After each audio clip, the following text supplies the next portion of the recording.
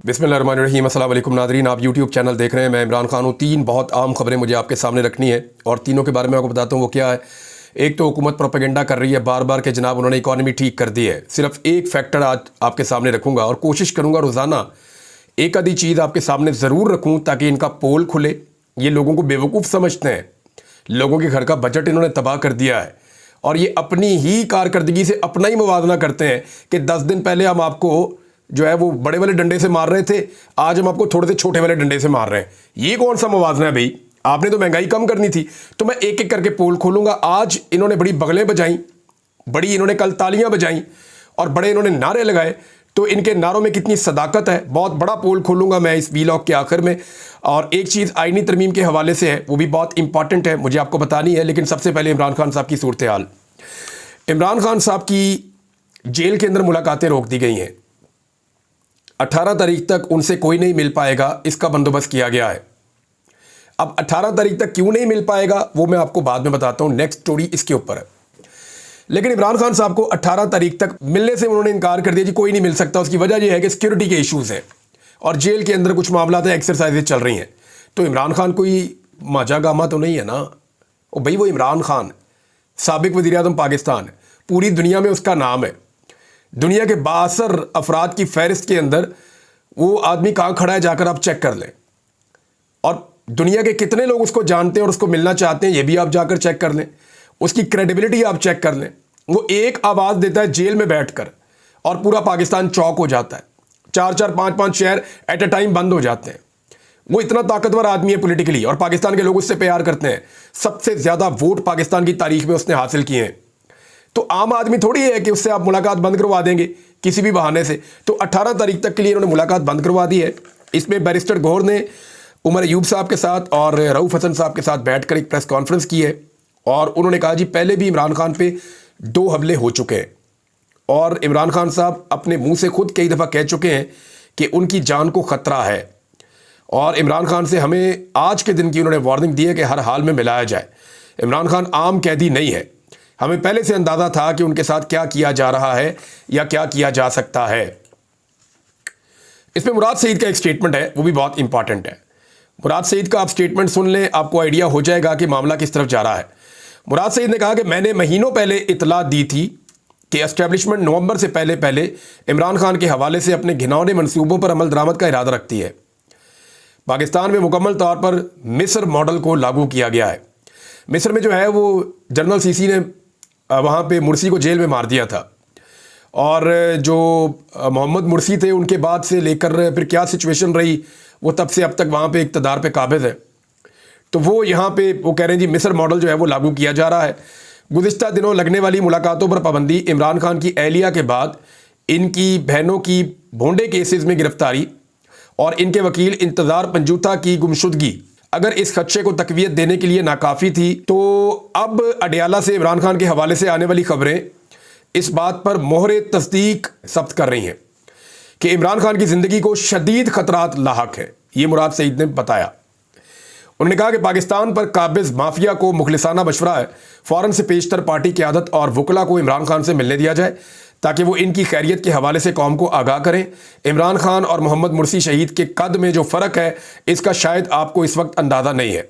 इस आग से खेलने की ख्वाहिश तर्क कर दें वरना किसी के दामन में खैर नाम की खैरात नहीं रहेगी। तो मुर्सी जो था वो बेशक वहाँ का बहुत बड़ा लीडर था, लेकिन इमरान खान जितना कद नहीं था। इमरान खान की पाकिस्तान में जो फॉलोइंग है वो अनप्रेसिडेंटेड है। यानी कभी भी किसी लीडर को पाकिस्तान में इतनी ज़्यादा मकबूलियत नहीं मिली जो इस वक्त इमरान खान साहब को मिली है। यानी तारीख के मुश्किल तरीन इलेक्शन लड़के वो सबसे बड़ी जमात साबित हुआ। हालांकि उसकी फार्म 47 जाली बना बना के इन्होंने सीटें छीनी, फिर भी इतनी सीटें छीनने के बावजूद पहले नंबर पे आज भी वो है। यानी इतनी ज्यादा सीटें थी इमरान खान के पास कि वो छीन छीन के थक गए, लेकिन फिर भी वो सबसे बड़ी जमात है। अब भी पार्लियामेंट में सबसे आगे वही है।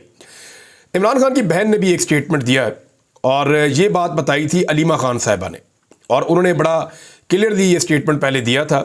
उन्होंने कहा था कि इमरान खान ने बताया कि ये मुझे मारना चाहते हैं और ये फैसला 1 माह पहले हुआ था और वो ये भी कहते रहे इमरान खान कि मुझे मुर्सी की तरह मारना चाहते हैं। ये अलीमा खान साहिबा ने पहले बता रखा है। उन्होंने ये स्टेटमेंट दे दिया था इमरान खान साहब के हवाले से बहरहाल इस वक्त जो इमरान खान साहब की सूरत हाल है, जेल में उनको कोई मिलने नहीं दे रहा, और ये चीज़ें रिपोर्ट की जा रही हैं कि शायद उनकी बिजली बंद है, कोई कह रहा है कि जी उनको खाना ठीक नहीं मिल रहा, कोई कह रहा है जी उनको बुरे हालात में रखा गया है, कोई कह रहा है जी उनको बाहर निकलने की इजाज़त जो सांस लेने की थी, चलने की, वो भी उनकी मना कर दी गई है। तो इमरान खान साहब को कह रहे हैं जी बहुत ज़्यादा तंग किया जा रहा है। अच्छा, ये किया क्यों जा रहा है, अब ज़रा आप इस तरफ आ जाएं ताकि आपको चीज़ें समझ आ जाएं।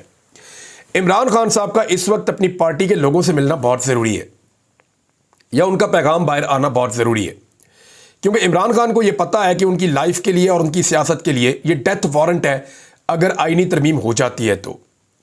उन्होंने इसीलिए कहा था कि डू और डाई, यानी ये मेरे लिए मरो या मारने का मुकाम है, आर या पार जिसको कहते हैं आप उर्दू में।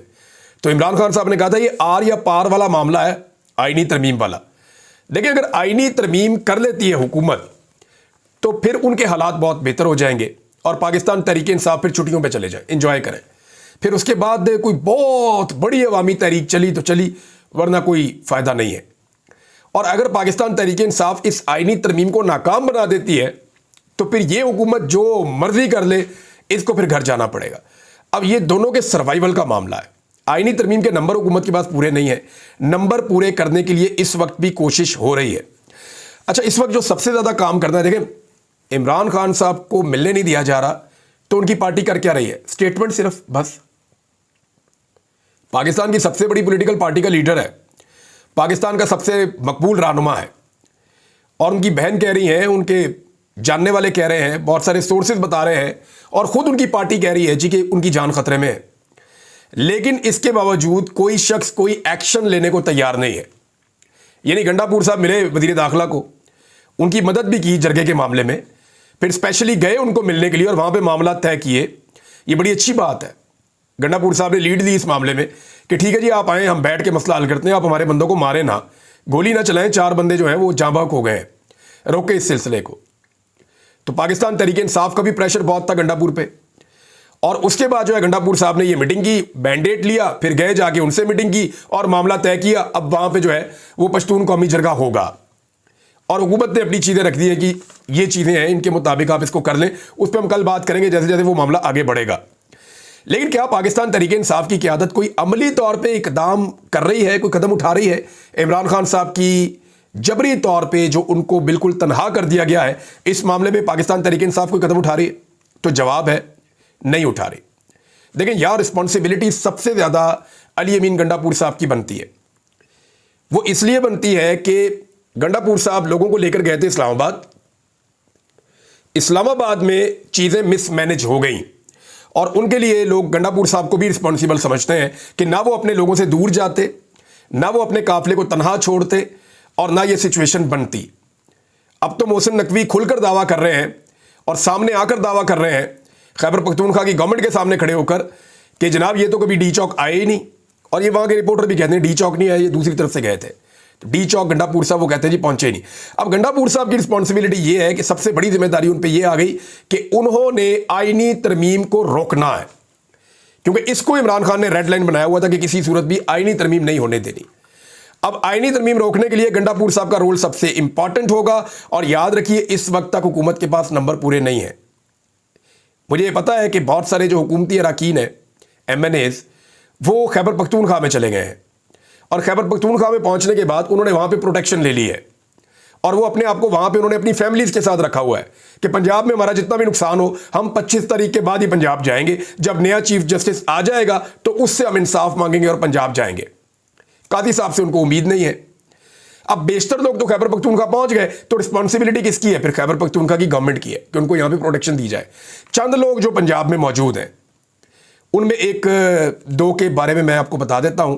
रात को उनके बारे में मेरे पास इत्तला आई कि उनके घरों को घेरा गया है, और नामालूम अफराद जो हैं वो उनके घरों के आसपास पहरा दे रहे हैं कि अगर ये लोग निकल कर कहीं जाने की कोशिश करते हैं तो इनको उठा लिया जाएगा, और अगर ये अपने घर पे ही रहते हैं तो फिर इनको उठाया जाएगा आखिरी टाइम पे, यानी जब बिल्कुल करीब आ जाएगी आईनी तरमीम, तब इनको उठा के मजबूर किया जाएगा कि आईनी तरमीम के हक में वोट डालो। अब अगर लोगों को पहुंचा भी दिया गया ना, तो एक तो रेट बहुत बढ़ गया है। रेट बढ़ते बढ़ते, यानी मैं एक वीलॉग करता हूं तो अगले वीलॉग में जो रिपोर्ट आती है वो उससे भी बढ़ के आती है। पता चल रहा है कि रेट जो है वो तारीखी नौइयत का हो गया, और अब तो कुछ एमएनए ये क्लेम कर रहे हैं कि 80 करोड़ से 100 करोड़ तक दिया जा रहा है एक एमएनए को और एक सेनेटर को कि जनाब आप टूट जाए और आकर आप आईनी तरमीम के हक में वोट डाल दें। तो हुकूमत की जो इस पर नई हिकमत अमली है वो मैं आपके साथ बता देता हूँ। एक तो अवाम में कुछ बददिली भी है, बेचैनी भी है, और वो इसीलिए है कि जो कुछ भी इस्लामाबाद में डी चौक में हुआ और जो अली अमीन गंडापुर साहब के साथ 1 महीने में 2 मरतबा हुआ और उन्होंने 2 मरतबा पर्दा डाल दिया, जो कुछ भी उनके साथ हुआ, तो ऐसी सूरत में कारकुनों के अंदर एक बददिली और बेचैनी तो है। लेकिन आज बहुत बड़ा इम्तिहान भी है पाकिस्तान तहरीक इंसाफ का कि क्या पाकिस्तान तहरीक इंसाफ साहिवाल में और मुल्तान में बड़ा एहतजाज कर पाएगी। इन दोनों डिवीजन्स के अंदर जो पाकिस्तान तहरीक इंसाफ है उन्होंने अनाउंसमेंट की हुई है क्या एहतजाज करना है। अब ये दोनों डिवीजन में एक एक मुबैना लोटा मैं इसलिए कह रहा हूं कि उन्होंने अभी तक स्टेटमेंट नहीं दिया, लेकिन उनकी पार्टी ये कह रही है कि 2 बंदे हमसे निकल गए हुए, ये वाले 3 बंदे हैं टोटल, लेकिन 2 ये वाले हैं। इनमें एक ज़हूर कुरैशी साहब है जो शाह महमूद कुरैशी साहब के रिश्तेदार भी हैं, और उनके बारे में पार्टी कह रही है जी हमारा रब्ता नहीं होता उनसे और वो काबू नहीं आ रहे। और दूसरे जो है वो उस्मान चौधरी साहब है जो पहली मरतबा एमएनए बने और साहिवाल से वो है। तो इन दोनों जगह पे एहतजाज हो रहा है, तो काफ़ी प्रेशर पब्लिक का आएगा और हो सकता है इन दोनों में से कोई पब्लिक के साथ खड़ा हो जाए और वो ये कहे कि नहीं जी मैं इमरान खान के साथ खड़ा हूं और मुझे आइंदा भी इलेक्शन लड़ाएं, आइंदा भी इलेक्शन जिताएं। क्योंकि देखें उस्मान चौधरी को तो ये कहा गया कि अगली दफ़ा तो पीटीआई ने तुम्हें टिकट देना ही नहीं है और तुम्हारे चचा को टिकट मिलेगा, तो इसलिए तुम एक ही दफ़ा एमएनए बने हो, तो जो तुमने कमाना है, जो तुमने करना है वो कर लो। हालांकि वो ठीक ठाक मालदार आदमी है, लेकिन मुझे नहीं समझ आ रही कि अभी तक वो पाकिस्तान तहरीक इंसाफ को किस बात पे चक्कर लगवा रहे हैं।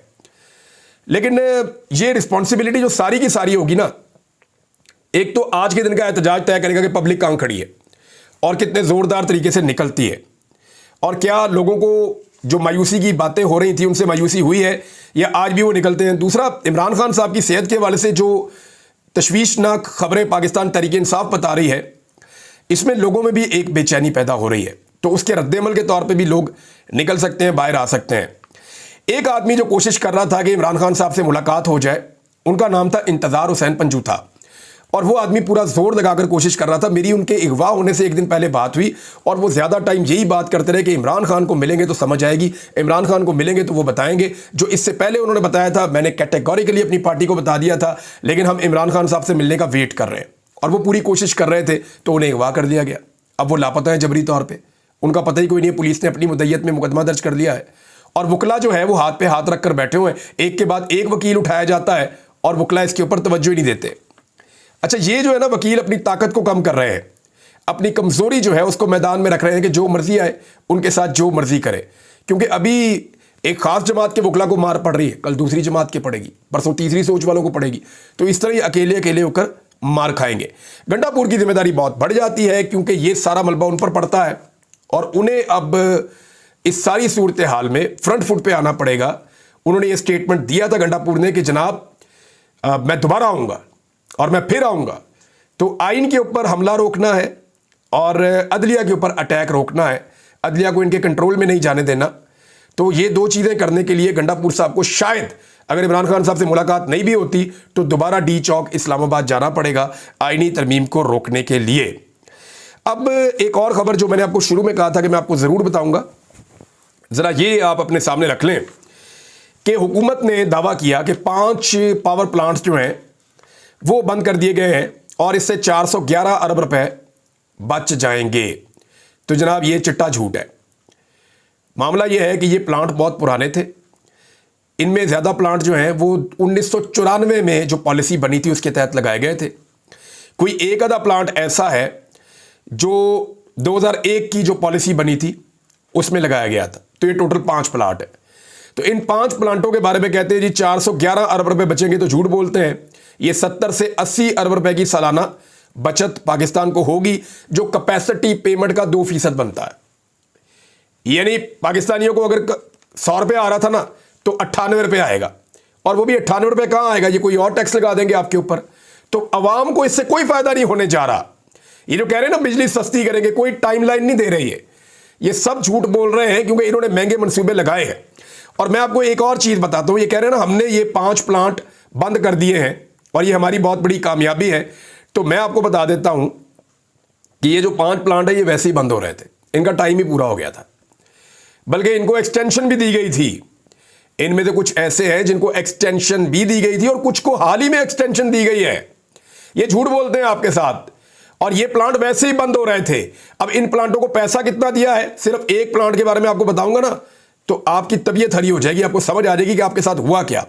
हपको वाला जो प्लांट है जो आप कह रहे हैं जी बंद हो गया, इसको पिछले 1 साल में इसने 1 यूनिट बिजली भी पैदा नहीं की, हपको पावर प्लांट ने। और मैं special thanks to Aamir Mateen साहब, सीनियर जर्नलिस्ट हैं, उन्होंने ये तहकीक पहले की है और उनको उनका क्रेडिट देना चाहिए।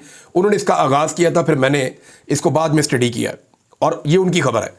हपको ने पिछले 1 साल में 1 यूनिट भी बिजली पैदा नहीं की और कौम से उन्होंने लिए हैं 24 अरब रुपया 1 साल में।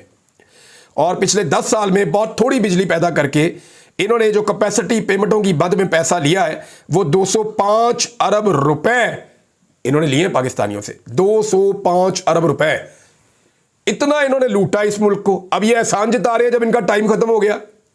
इनका टाइम खत्म हो गया तो बंद करके अब ये नाच रहे हैं, छलांगे मारने की जनाब हमने बहुत बड़ी कामयाबी की है। इसमें जो लाल पीर प्लांट है ना, ये भी बहुत पैसा कमा गया। इसके बारे में ये मशहूर है कि इसमें ख्वाजा आसिफ साहब के भी कोई शेयर बताए जाते हैं कि इसके अंदर मौजूद है। बहरहाल जो लाल पीर प्लांट है 1997 में आया था और इसको 2003 में लाइसेंस मिला था और 1994 के हिसाब से इसको जो है वो बनाया गया था। जो ब्यूरोक्रेट है ना वो कोई ना कोई गेम डाल देते हैं। 2019 में इसका मुआहदा खत्म होना था, लेकिन उसे 2029 तक के लिए तौसीह दे दी गई और आप कह रहे हैं जी हम इसको खत्म कर रहे हैं। और भाई उसको तो 2019 में खत्म होना था, अब 2024 में खत्म करके आप कौम के ऊपर एहसान जितला रहे हैं। इनमें कोई प्लांट ऐसा है जो साल में 14 दिन चला, कोई ऐसा है जो 10 दिन चला, कोई 10% वाला है, कोई 30% वाला है, मैक्सिमम 40% तक है। तो इन प्लांटों ने पाकिस्तानियों का खून निचोड़ लिया। अब जनाबे अली इनके बंद होने का टाइम आ गया था और अब ये काम ही नहीं कर पा रहे थे। एक प्लांट तो ऐसा है पूरे पिछले साल में 1 यूनिट बिजली नहीं बनाई। क्यों नहीं बनाई? बना ही नहीं पा रहा। लिहाजा अब ये प्लांट बंद होने का टाइम था, तो कौम के ऊपर एहसान ना चढ़ाएं। आपने जो प्लांट लगाए थे ना 2013 से 2015 वाली पॉलिसी में, ये जो 2015 के आसपास नवाज शरीफ ने और शहबाज शरीफ ने प्लांट लगाए थे, 80% से ज्यादा बोझ उन प्लांट्स का है पाकिस्तान के ऊपर। जो ज्यादा बोझ है वो उन प्लांट्स का है। हम 2100 अरब से जायद का कैपेसिटी पेमेंट दे रहे हैं इन प्लांट्स को। तो ये ज्यादती पाकिस्तान के साथ हुई है और ये झूठ बोल रहे हैं मईशत के हवाले से। और बहुत सारे झूठे दावे हैं इनके, एक एक करके मैं आपको बताऊंगा। लेकिन सिचुएशन आपके सामने है। आईनी तरमीम को रोकने की सबसे बड़ी रिस्पॉन्सिबिलिटी इमरान खान साहब से मुलाकात नहीं होती तो अली अमीन गंडापुर की है। और दूसरा, इमरान खान साहब से मुलाकात के लिए पाकिस्तान तहरीक इंसाफ की कोशिशें बहुत कमज़ोर हैं। हालांकि वो कह रहे हैं कि उनकी जान खतरे में है। अब तक के लिए इतना ही। अपना ख्याल रखिएगा, अपने चैनल का भी। अल्लाह हाफ़िज़।